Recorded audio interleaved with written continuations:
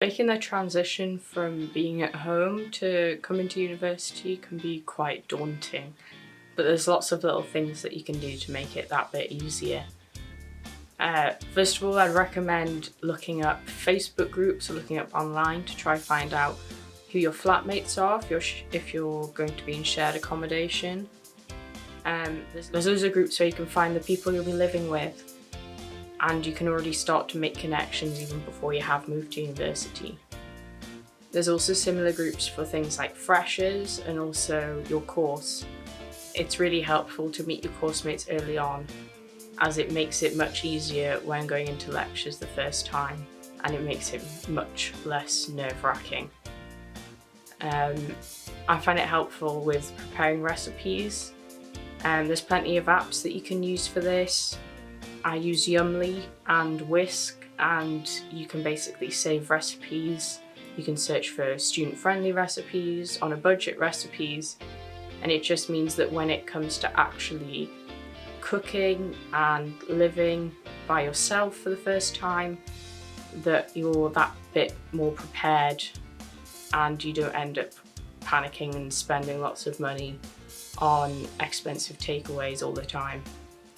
I think little mementos of home are really helpful. So for instance, I printed out loads of photos, and you can get these done at different photo shops like Max Spielman. There's plenty of places in Newcastle as well that you can get these, and you can put them up around your apartment. Lots of students like fairy lights or strip lights, just the little things that make your apartment feel a bit more like home when you're moving in for the first time.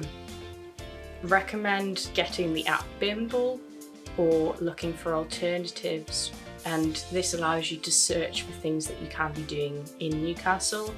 It's nice to always get an idea of activities that you can do before you know the city well. So with Bimble you can look through other people's suggestions on places to eat or places to visit in the area and save them. It's kind of like Pinterest, but for places, for cafes, restaurants. Things like this are really useful because if you're staying in a flat with people that don't know the area, it's nice to have a few places in mind. And just for a few recommendations, visiting places like Usburn or Jasmine or the Quayside can be really good places to go for a walk and just explore.